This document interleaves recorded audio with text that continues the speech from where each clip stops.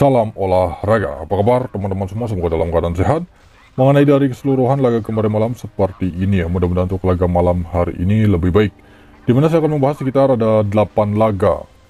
Oke baik, kita langsung saja di laga pertama membahas pertandingan dari Carabao Cup. Di laga ini mempertemukan tuan rumah Brighton menghadapi Crowells ya. Di laga ini dimain diunggulkan itu Brighton mengepur handicap, jadi untuk laga ini kita skip di handicap, cenderung terlihat nampak baik masih di over goal untuk laga Brighton. Oke baik, berikutnya di laga yang kedua kita pergi ke Serie B Italia. Di laga ini mempertemukan tuan rumah Salernitana menghadapi Sampdoria. Di laga ini dimain diunggulkan yaitu Salernitana mengepur handicap. Dimana di laga ini kedua tim menjalani laga ketiga ya. Peringkat sementara Salernitana berada di peringkat 8 sedangkan Sampdoria berada di peringkat 17. Jadi untuk laga ini dari pengalaman versi saya sendiri masih sangat baik berada di Salernitana, leg-legan analisa skor di over goal.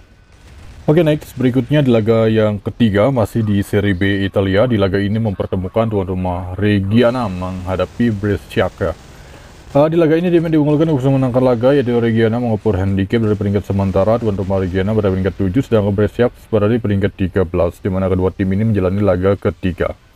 Head-to-head terakhir kedua tim sudah sempat bertemu pada bulan 2 berakhir dengan skor imbang 0-0. Untuk laga ini rekomen berada di Brescia menahan handicap.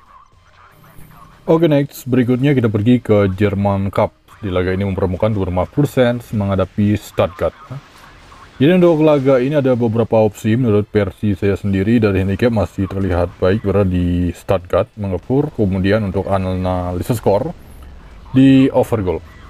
Oke next, selanjutnya kita pergi ke Liga Champion Qualification ya. Untuk laga ini mempertemukan tuan rumah Sparta Praha menghadapi Malmo. Di laga ini tim yang diunggulkan yaitu Sparta Praha mengepur handicap. Di leg pertama itu berakhir dengan skor 2-0 kemenangan Sparta Praha ya. Jadi untuk laga ini dari line up pemain ada 2 pemain yang akan bermain untuk Sparta Praha, sedangkan Malmo di laga ini ada 4 pemain. Jadi untuk laga ini menurut versi saya sendiri masih baik berada di Sparta Praha mengepur handicap untuk analisa skor di under goal. Kemudian memasuki laga yang ke-6, kita membahas pertandingan tuan rumah Salzburg menghadapi Dynamo Kiev. Di mana di leg pertama itu berakhir dengan agregat 2-0 kemenangan Salzburg, dan ini leg kedua.